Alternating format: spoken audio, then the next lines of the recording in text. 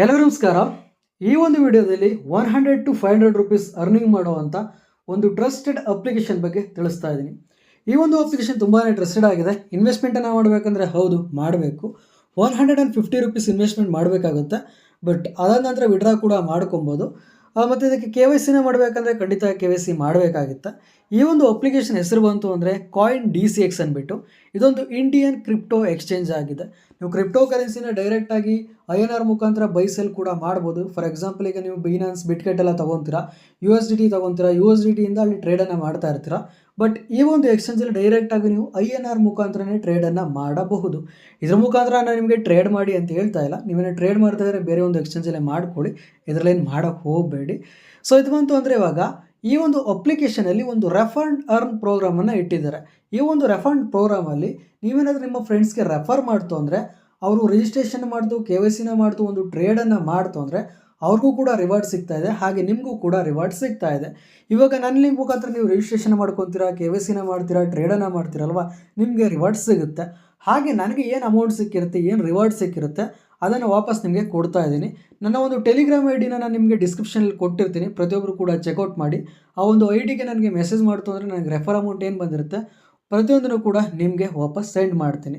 So ಅದರಿಂದ ಈ ಒಂದು ಅಪ್ಲಿಕೇಶನ್ ಯೂಸ್ ಮಾಡ್ಕೊಂತು ಅಂದರೆ ನೀವು ರೆಫರ್ ಆಗ್ತು, ರಿಜಿಸ್ಟ್ರೇಷನ್ ಮಾಡ್ತು ಅಂದರೆ ತುಂಬಾ ಯೂಸ್ ಆಗ್ತದೆ, ಪ್ರತಿಯೊಬ್ಬರು ಕೂಡ ಅರ್ನಿಂಗನ್ನು ಮಾಡ್ಕೊಬಹುದು. ಸೊ ಒಂದು ಅಪ್ಲಿಕೇಶನ್ ಹೇಗೆ ರಿಜಿಸ್ಟ್ರೇಷನ್ ಮಾಡ್ಕೊಳ್ಳೋದು ಅಂದರೆ ನಾನು ನಿಮಗೆ ಟೆಲಿಗ್ರಾಮಲ್ಲಿ ಒಂದು ಲಿಂಕನ್ನು ಕೊಟ್ಟಿರ್ತೀನಿ. ಯೂಟ್ಯೂಬ್ ಡಿಸ್ಕ್ರಿಪ್ಷನಲ್ಲಿ ಕೊಡೋದಕ್ಕೆ ಆಗೋದಿಲ್ಲ, ಅದು ಕಮ್ಯುನಿಟಿ ಸ್ಟ್ರೈಕೆಲ್ಲ ಬಿದ್ದುಬಿಡುತ್ತೆ. ಸೊ ಅದರಿಂದ ಟೆಲಿಗ್ರಾಮಲ್ಲಿ ಲಿಂಕನ್ನು ಕೊಟ್ಟಿರ್ತೀನಿ, ಪ್ರತಿಯೊಬ್ಬರು ಕೂಡ ಹೋಗಿ ಕ್ಲಿಕ್ ಮಾಡಿ ಪ್ಲೇಸ್ಟೋರ್ಗೆ ರೀಡೈರೆಕ್ಟ್ ಆಗುತ್ತೆ. ಅಲ್ಲಿ ಹೋಗ್ಬಿಟ್ಟು CoinDCX ಅಂತ ಒಂದು ಅಪ್ಲಿಕೇಶನ್ ಸಿಗುತ್ತೆ, ಅದನ್ನು ಇನ್ಸ್ಟಾಲನ್ನು ಮಾಡ್ಕೊತೀರಾ. ಅದಾದ ನಂತರ ಕ್ರಿಯೇಟ್ ಅಕೌಂಟ್ ಫಾರ್ ಫ್ರೀ ಅಂತ ಒಂದು ಆಪ್ಷನ್ ಕಾಣಿಸ್ತಾ ಇದೆ, ಪ್ರತಿಯೊಬ್ಬರು ಕೂಡ ಅದನ್ನು ಕ್ಲಿಕ್ ಮಾಡ್ಕೊಳ್ಳಿ. ನಿಮ್ಮ ಒಂದು ಮೊಬೈಲ್ ನಂಬರ್ನ ಕೇಳುತ್ತೆ, ಮೊಬೈಲ್ ನಂಬರ್ನ ಎಂಟರ್ ಮಾಡಿ. ಮತ್ತು ಈ ಒಂದು ಮೊಬೈಲ್ ನಂಬರ್ಗೆ ಏನು ಮಾಡಿ ಅಂದರೆ ನಿಮ್ಮ ಒಂದು ಬ್ಯಾಂಕ್ ಅಕೌಂಟ್ ಲಿಂಕ್ ಆಗಿರುತ್ತಲ್ಲ ಅದನ್ನೇ ಮಾಡ್ಕೊಳ್ಳಿ. ಏನಕ್ಕೆ ವಿಡ್ರಾ ಮಾಡಬೇಕಾದ್ರೆ ಸಮಸ್ಯೆ ಆಗಬಾರ್ದು. ಸೊ ಅದರಿಂದ ಬ್ಯಾಂಕ್ ಅಕೌಂಟ್ ಮತ್ತು ಆಧಾರ್ ಕಾರ್ಡ್ ಲಿಂಕ್ ಆಗಿರುವಂಥ ಮೊಬೈಲ್ ನಂಬರ್ ಎಂಟರ್ ಮಾಡ್ಕೊಳ್ಳಿ. ಎಂಟರ್ ಮಾಡಿಕೊಂಡು ಕಂಟಿನ್ಯೂನ ಕೊಡ್ತು ಅಂದರೆ ಒಂದು ಪಿನ್ನನ್ನು ಕ್ರಿಯೇಟ್ ಮಾಡೋದಕ್ಕೆ ಕೇಳುತ್ತೆ, ಒಂದು 6 ಡಿಜಿಟ್ ಪಿನ್ನನ್ನು ಕ್ರಿಯೇಟ್ ಮಾಡ್ಕೊಳ್ಳಿ. ಅದರ ನಂತರ ಪಾನ್ ಕಾರ್ಡ್ ನಂಬರ್ನ ಕೇಳುತ್ತೆ, ಪ್ರತಿಯೊಬ್ಬರು ಕೂಡ ಪಾನ್ ಕಾರ್ಡ್ ನಂಬರ್ನ ಎಂಟರ್ ಮಾಡಿಬಿಟ್ಟು ಕೆಳಗಡೆ ನಿಮಗೆ ಕಂಟಿನ್ಯೂ ಅಂತ ಒಂದು ಆಪ್ಷನ್ ಕಾಣಿಸ್ತಾ ಇತ್ತಲ್ಲ ಅದನ್ನು ಕ್ಲಿಕ್ ಮಾಡ್ಕೊತೀರಾ. ಅದಾದ ನಂತರ ನಿಮಗೆ ಆಧಾರ್ ಕಾರ್ಡ್ ಬರುತ್ತೆ, ಆಧಾರ್ ಕಾರ್ಡ್ ನಂಬರ್ನ ಕೇಳುತ್ತೆ, ಆಧಾರ್ ಕಾರ್ಡ್ ನಂಬರ್ ಹಾಕ್ತೀರಾ. ಕಂಟಿನ್ಯೂನ ಕ್ಲಿಕ್ ಮಾಡ್ಕೊತು ಅಂದರೆ OTP ಬರುತ್ತೆ, OTPನ ಸಬ್ಮಿಟ್ ಮಾಡ್ತು ಅಂದರೆ ನಿಮಗೆ ಸೆಲ್ಫಿನ ಕೇಳುತ್ತೆ. ಸೆಲ್ಫಿನ ಕೊಡ್ತು ಅಂದರೆ ಅಕೌಂಟ್ ನಂಬರ್ ಮತ್ತು IFSC ಕೋಡನ್ನು ಕೇಳುತ್ತೆ. ಇದೇನಕ್ಕಪ್ಪ ಅಂದರೆ ನೀವು ಫಾರ್ ಎಕ್ಸಾಂಪಲ್ ಅಮೌಂಟನ್ನು ವಿಡ್ರಾ ಮಾಡ್ತೀರಾ, ಡೈರೆಕ್ಟಾಗಿ ನಿಮಗೆ UPI ಪೇಮೆಂಟ್ ಎಲ್ಲ ಮಾಡೋದಿಲ್ಲ, ಅದು ಡೈರೆಕ್ಟಾಗಿ ಬ್ಯಾಂಕಿಗೆ ಮಾಡೋದು. ಏನಕ್ಕೆ ಫಾರ್ ಎಕ್ಸಾಂಪಲ್ ನಿಮಗೆ ಸ್ಟಾಕ್ ಮಾರ್ಕೆಟಲ್ಲಿ ಯೂಸ್ ಮಾಡ್ತಾ ಇರೋ ಗೊತ್ತಿರುತ್ತೆ, ಏಂಜಲ್ ಒನ್ ಆಗಿರ್ಬೋದು, ಗ್ರೋ ಆಗಿರ್ಬೋದು, ಡೈರೆಕ್ಟಾಗಿ ನಿಮ್ಮ ಒಂದು ಬ್ಯಾಂಕ್ ಅಕೌಂಟ್ಗೆ ಕಳಿಸುತ್ತೆ. ಅದು ನಿಮ್ಮದೇ ಆಗಿರಬೇಕು, ಬೇರೆಯವ್ರ ಅಕೌಂಟಿಗೆ ಕಳಿಸೋದಿಲ್ಲ. ಅದೇ ರೀತಿ ಇದು ಕೂಡ ಅಷ್ಟೇ, ನಿಮ್ಮ ಒಂದು ಬ್ಯಾಂಕ್ ಅಕೌಂಟ್ ಡೀಟೇಲ್ಸನ್ನು ಕೊಡಿ, ನಿಮ್ಮ ಒಂದು ಬ್ಯಾಂಕ್ ಅಕೌಂಟ್ಗೆ ವಿಡ್ರಾನ ಕೊಟ್ಟಾಗ ನೀವು ಡೈರೆಕ್ಟಾಗಿ ಅದಕ್ಕೇ ಅಮೌಂಟ್ ಕೂಡ ಬರುತ್ತೆ. ಅದರ ನಂತರ ನಿಮಗೆ ₹1 ಬರುತ್ತೆ. ನಾರ್ಮಲಾಗಿ ಕನ್ಫರ್ಮೇಷನ್ಗೋಸ್ಕರ ಯಾವುದೇ ಥರ ಅಪ್ಲಿಕೇಶನ್ ಮಾಡಿದ್ರು ಕೂಡ ಹಿಂಗೇ ಬರೋದು, ₹1 ಬರುತ್ತೆ. ₹1 ಬಂತು ಅಂದರೆ ನಿಮ್ಮ ಅಕೌಂಟ್ ಕನ್ಫರ್ಮ್ ಆಗಿದೆ ಅಂತ ಅರ್ಥ. ₹1 ಬಂದಿಲ್ಲ ಅಂದರೆ ನಿಮ್ಮ ಒಂದು ಬ್ಯಾಂಕ್ ಅಕೌಂಟ್ ಇನ್ನೂ ಕೂಡ ಲಿಂಕ್ ಆಗಿಲ್ಲ ಅಂತ ಅರ್ಥ ಅಷ್ಟೇ. ಅದರ ನಂತರ ನಿಮಗೆ ಆ್ಯಡ್ ಫಂಡ್ಸ್ ಅಂತ ಬರುತ್ತೆ, ಅದನ್ನು ಕ್ಲಿಕ್ ಮಾಡ್ಕೊತೀರಾ. ಎಷ್ಟು ಆ್ಯಡ್ ಮಾಡ್ಕೊಬೇಕಂದ್ರೆ ಮಿನಿಮಮ್ ₹120 ಆ್ಯಡ್ ಮಾಡ್ಕೊಳ್ಳಿ. ಏನಕ್ಕೆ ಒಂದು ಟ್ರೇಡನ್ನು ಮಾಡ್ತೀರಾ, ಮಿನಿಮಮ್ ಟ್ರೇಡ್ ಬಂತು ಅಂದರೆ ₹100 ಇರೋದು. ಈಗ ₹110 ಹಾಕ್ಬಿಟ್ಟು ಟ್ರೇಡ್ ಮಾಡ್ತು ಅಂದರೆ ಇನ್ ಕೇಸ್ ಸ್ವಲ್ಪ ಲಾಸ್ ಆಗಿಬಿಡ್ತಾರೆ, ಲೈಕ್ ಒಂದು ₹5 ₹8 ಲಾಸ್ ಆಗಿಬಿಡ್ತು ಅಂದರೂ ಕೂಡ ಟ್ರೇಡ್ ಮಾಡೋದಕ್ಕೆ ಅದಾದ ನಂತರ ಕಷ್ಟ ಆಗುತ್ತೆ. 98 97 ಉಳ್ಕೊಂಡ್ಬಿಟ್ರೆ ₹100 ಸಾಕಾಗೋದಿಲ್ಲ, ಅವಾಗ ಮಧ್ಯದಲ್ಲಿ ಸ್ಟಕ್ ಆಗಿಬಿಡುತ್ತೆ. ಸೊ ಆದ್ದರಿಂದ ಬೆಸ್ಟ್ ₹150 ಮಾಡಿ ಅಥವಾ ₹200 ಮಾಡಿ, ಏನಾದರೂ ತೊಂದರೆ ಇಲ್ಲ. ಬಟ್ ಮಿನಿಮಮ್ ₹150 ಡೆಪಾಸಿಟ್ ಮಾಡಿ. ಇದು ನಿಮಗೆ ಡೈರೆಕ್ಟಾಗಿ ಗೂಗಲ್ ಪೇ, ಫೋನ್ಪೇಗೆ ರಿಡೈರೆಕ್ಟ್ ಆಗುತ್ತೆ. ಅಲ್ಲಿ ಹೋಗ್ಬಿಟ್ಟು ಕನ್ಫರ್ಮನ್ನು ಕೊಡ್ತು ಅಂದರೆ ಡೈರೆಕ್ಟಾಗಿ ನಿಮ್ಮ ಒಂದು CoinDCX ವ್ಯಾಲೆಟ್, CoinDCX ಅಕೌಂಟ್ಗೂ ಕೂಡ ಇದು ಒಂದು ಆ್ಯಡ್ ಆಗಿರುತ್ತೆ.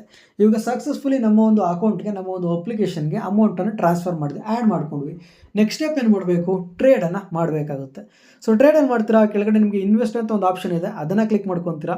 ಇಲ್ಲಿ ನಿಮಗೆ ಬೇರೆ ಬೇರೆ ಕಾಯಿನ್ಸ್ ಎಲ್ಲ ಸಿಗ್ತಾ ಇರುತ್ತೆ. ಯಾವುದೋ ಒಂದು ಕಾಯಿನನ್ನು ಪರ್ಚೇಸ್ ಮಾಡೋಕ್ಕೆ ಹೋಗಬೇಡಿ ರ್ಯಾಂಡಮ್ ಆಗಿ, ಏನಕ್ಕೆ ಸಿಕ್ಕಾಬಟ್ಟೆ ವಾಲಟೈಲಿಟಿ ಇರುತ್ತೆ. ಸೊ ಅದರಿಂದ ಏನು ಮಾಡಿ, BTC ಆಗಿರ್ಬೋದು, ಇಥೇರಿಯಮ್ ಆಗಿರ್ಬೋದು, ಬಿನಾನ್ಸ್ ಕಾಯಿನ್ ಆಗಿರ್ಬೋದು, ಈ ರೀತಿ ಕಾಯಿನ್ಗಳನ್ನ ಪರ್ಚೇಸನ್ನು ಮಾಡಿ.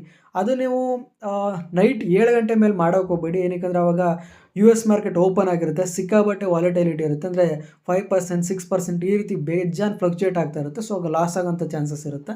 ಸೊ ಅದರಿಂದ ಮಾರ್ನಿಂಗ್ ಟೈಮ್ ಮಾಡ್ಕೊಳ್ಳಿ, ಆವಾಗ ಅಷ್ಟೊಂದು ಲೈಕ್ ಏನು ಮಾರ್ಕೆಟ್ ಓಪನ್ ಆಗಿರೋದು, US ಮಾರ್ಕೆಟ್ ಓಪನ್ ಆಗಿರೋದಿಲ್ಲ, ಬಟ್ ಬೇರೆ ಕಡೆ ಮಾರ್ಕೆಟಲ್ಲಿ ಓಪನ್ ಆಗಿರುತ್ತೆ, Asia ಮಾರ್ಕೆಟ್ ಆಗಿರ್ಬೋದು, ಅಷ್ಟೊಂದೇನು ಫ್ಲಕ್ಚುಯೇಟ್ ಆಗೋದಿಲ್ಲ, ಒಂದು ರೇಂಜ್ಗೆ ನಾರ್ಮಲಾಗಿ ನಡೀತಾ ಇರುತ್ತೆ.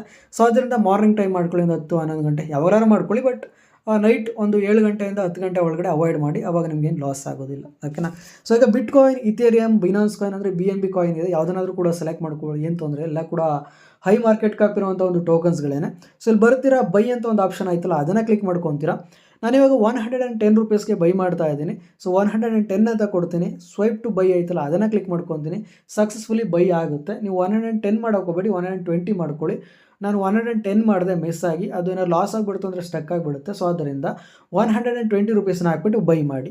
ಅದಾದ ನಂತರ ಮೇಲ್ಗಡೆ ನಿಮಗೆ ಒಂದು ಗಿಫ್ಟ್ ಆಪ್ಷನ್ ಕಾಣಿಸ್ತಾ ಇತ್ತಲ್ಲ, ಅದನ್ನು ಕ್ಲಿಕ್ ಮಾಡ್ಕೊತೀರಾ. ಸ್ವಲ್ಪ ಸ್ಕ್ರಾಲ್ ಡೌನನ್ನು ಮಾಡ್ಕೊಬಂತು ಅಂದರೆ ಕೆಳಗಡೆ ನಿಮಗೆ ಕ್ಲೈಮ್ ಅನ್ನುವಂಥ ಒಂದು ಆಪ್ಷನ್ ಕಾಣಿಸ್ತೈತೆ. ಜಸ್ಟ್ ಅದನ್ನು ಕ್ಲಿಕ್ ಮಾಡ್ತು ಅಂದರೆ ಒಂದು ಬಾಕ್ಸ್ ಕೂಡ ಓಪನ್ ಆಗುತ್ತೆ. ಈ ಒಂದು ಬಾಕ್ಸ್ ಮೇಲೆ ಟ್ಯಾಪ್ ಮಾಡ್ತು ಅಂದರೆ ಎಷ್ಟು ಒಂದು ರ್ಯಾಂಡಮ್ ಅಮೌಂಟ್ ಸಿಗುತ್ತೆ.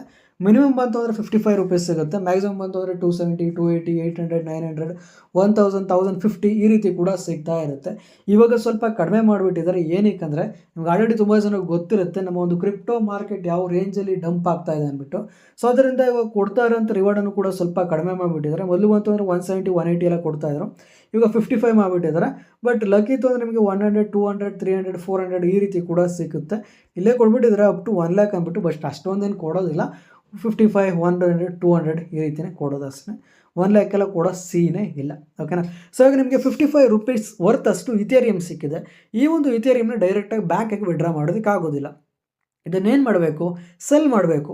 ಇವಾಗ ನಾವು ಏನು ಮಾಡಿದ್ದೀವಿ, ಒಂದು ಕಾಯಿನ್ ಅಂದರೆ BTCನ ಪರ್ಚೇಸ್ ಮಾಡ್ಕೊಂಡಿದ್ವಿ, ಅದರ ಜೊತೆ ನಮಗೆ ಇಥೇರಿಯಂ ಕೂಡ ಸಿಕ್ಕಿದೆ. ಎರಡನ್ನೂ ಕೂಡ ಸೆಲ್ ಮಾಡಿಬಿಟ್ಟು ಅದು INR ಕನ್ವರ್ಟ್ ಆಗುತ್ತೆ. INR ಕನ್ವರ್ಟ್ ಆದಮೇಲೆ ಡೈರೆಕ್ಟಾಗಿ ಬ್ಯಾಂಕಿಗೆ ವಿಡ್ರಾ ಮಾಡ್ಕೊಳ್ಳೋದು ಅಷ್ಟೇ. ಇದನ್ನು ಹೇಗೆ INR ಕನ್ವರ್ಟ್ ಮಾಡೋದು, ಹೇಗೆ ಸೆಲ್ ಮಾಡೋದು ಅಂದರೆ ಕೆಳಗಡೆ ನಿಮಗೆ ಪೋರ್ಟ್ಫೋಲಿಯೋ ಅಂತ ಒಂದು ಆಪ್ಷನ್ ಕಾಣಿಸ್ತೈತೆ. ಜಸ್ಟ್ ಅದರ ಮೇಲೆ ಕ್ಲಿಕ್ ಮಾಡ್ಕೊತೀರಾ. ಕಾಯಿನ್ಸ್ ಅಂತ ಒಂದು ಆಪ್ಷನ್ ಬರುತ್ತೆ, ಅದ್ರ ಮೇಲೆ ಕ್ಲಿಕ್ ಮಾಡ್ಕೊತೀರಾ. ನಿಮ್ಮ ಹತ್ರ ಯಾವುದೆಲ್ಲ ಕಾಯಿನ್ ಐತೆ ಪ್ರತಿಯೊಂದು ಕೂಡ ಶೋ ಆಗುತ್ತೆ. BTC ಐತಾ, ಇಥೇರಿಯಂ ಐತೆ, LTC ಟೋಕನ್ ಕೊಟ್ಟವರ, ಯಾವ್ಯಾವ ಟೋಕನ್ಸ್ ಎಲ್ಲ ಬೈ ಮಾಡಿದರೆ, ಯಾವ ಟೋಕನ್ಸ್ ಅವ್ರು ಕೊಟ್ಟಿದ್ದಾರೆ ಪ್ರತಿಯೊಂದು ಕೂಡ ಲಿಸ್ಟ್ ಶೋ ಆಗ್ತಾ ಇರುತ್ತೆ. ಯಾವುದ್ರ ಮೇಲೆ ಒಂದ್ರ ಮೇಲೆ ಕ್ಲಿಕ್ ಮಾಡಿ ಕೆಳಗಡೆ ನಿಮಗೆ ಸೆಲ್ ಅಂತ ಒಂದು ಆಪ್ಷನ್ ಕಾಣಿಸ್ತೈತಲ್ಲ, ಅದನ್ನು ಕ್ಲಿಕ್ ಮಾಡ್ಕೊಳ್ಳಿ. ಬ್ಯಾಲೆನ್ಸ್ ಅಂತ ಒಂದು ಆಪ್ಷನ್ ಕಾಣಿಸ್ತೈತೆ, ಅದನ್ನು ಕ್ಲಿಕ್ ಮಾಡಿಬಿಟ್ಟು ಸ್ವೈಪ್ ಟು ಸೆಲ್ ಐತಲ್ಲ, ಅದನ್ನು ಸ್ವೈಪ್ ಮಾಡ್ತು ಅಂದರೆ ಫಟ್ ಅಂತ ನಿಮ್ಮ ಹತ್ರ ಇರೋಂಥ BTC ಸೆಲ್ ಆಗಿ INRಗೆ ಕನ್ವರ್ಟ್ ಆಗಿರುತ್ತೆ. ಇದನ್ನು ಬೈ ಮತ್ತು ಸೆಲ್ ಮಾಡಬೇಕಾದ್ರೆ ಅರೌಂಡ್ ನಿಮಗೆ 6 ರೂಪಾಯಿ 7 ರೂಪಾಯಿ ಅಷ್ಟು ಫೀಸ್ ಕಟ್ ಆಗ್ತದೆ. ನಾರ್ಮಲ್ ಆಗಿ ಇದು TDS ಅದು ಇದು ಅಂದ್ಬಿಟ್ಟು. ಸೊ ಅದರಿಂದ ಏನು ಮಾಡೋದಕ್ಕಾಗೋದಿಲ್ಲ, ಸೊ ಅಷ್ಟು ಕಟ್ ಆಗ್ತದೆ. ಸೊ ಸ್ವೈಪನ್ನು ಮಾಡ್ತೀರಾ, ಇದು ಕೂಡ ಸಕ್ಸಸ್ಫುಲಿ ಸೆಲ್ ಆಗ್ತದೆ. ಅದಾದ ನಂತರ ಏನು ಮಾಡ್ತೀರಾ, ನಿಮಗೆ ಕೊಟ್ಟಿರೋಂಥ ರಿವಾರ್ಡ್ ಏನಿದೆ, ಇಥೇರಿಯಂ ಕೊಟ್ಟಿದ್ದಾರೆ, LTC ಕೊಟ್ಟಿದ್ದಾರೆ, BNB ಕೊಟ್ಟಿದ್ದೀರಾ, ಯಾವೊಂದು ಟೋಕನನ್ನು ಕೊಟ್ಟಿದ್ದಾರೆ ಅದನ್ನು ಕೂಡ ಸೆಲ್ ಮಾಡಬೇಕು. ಹೇಗೆ ಮಾಡ್ತೀರಾ, ಇಥೇರಿಯಂ ಮೇಲೆ ಕ್ಲಿಕ್ ಮಾಡ್ಕೊತೀರಾ, ಸೆಲ್ ಮೇಲೆ ಕ್ಲಿಕ್ ಮಾಡ್ಕೊತೀರಾ.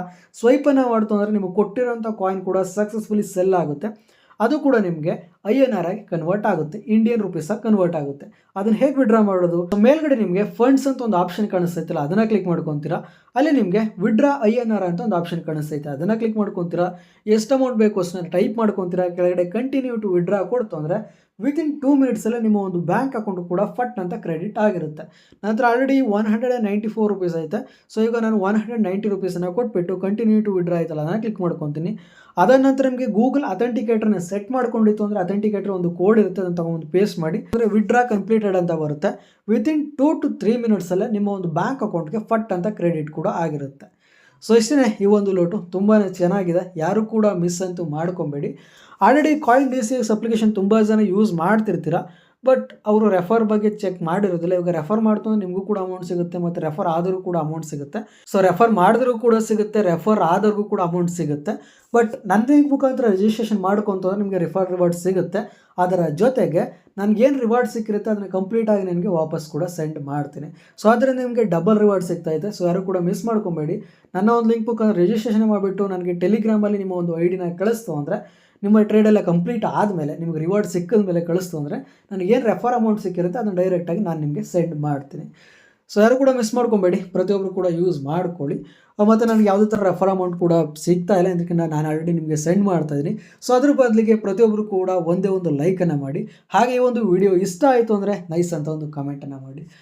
ಇನ್ನೂ ಸಿಕ್ಕಾಪಟ್ಟೆ ಇಷ್ಟ ಆಯಿತು ಅಂದರೆ ನಿಮ್ಮ ಫ್ರೆಂಡ್ಸ್ಗಳಿಗೆ ಶೇರ್ ಮಾಡಿ, ಅವ್ರಿಗೂ ಕೂಡ ಯೂಸ್ ಆಗುತ್ತೆ. ಅಥವಾ ಅವರು ಕೂಡ ಹೇಗೆ ರಿಜಿಸ್ಟ್ರೇಷನ್ ಮಾಡ್ಕೊಳ್ಳೋದು ಅನ್ನೋದನ್ನ ತಿಳ್ಕೊಳ್ಳೋದಕ್ಕೆ ಒಂದು ಪ್ರೋಸೆಸ್ಗೋಸ್ಕರ ಅವ್ರಿಗೂ ಕೂಡ ಶೇರ್ ಮಾಡಿ, ಅವ್ರಿಗೂ ಕೂಡ ಯೂಸ್ ಆಗುತ್ತೆ. ಸೊ ಇಷ್ಟು ಹೇಳ್ತಾ ಇವತ್ತಿನ ಡೇಲಿಗೆ ಮುಗಿಸ್ತಾ ಇದ್ದೀನಿ. ಮುಂದಿನ ಡೇಲಿ ಸಿಗೋಬಡಿಸಾಗಿ ಹೊಸ ಅಪ್ಲಿಕೇಶನ್ ಅಥವಾ ಹೊಸ ವೆಬ್ಸೈಟ್ ಬರ್ತೀನಿ. ಅಲ್ಲಿವರೆಗೆ ಬಾಬಾ guys, I love you all, take care.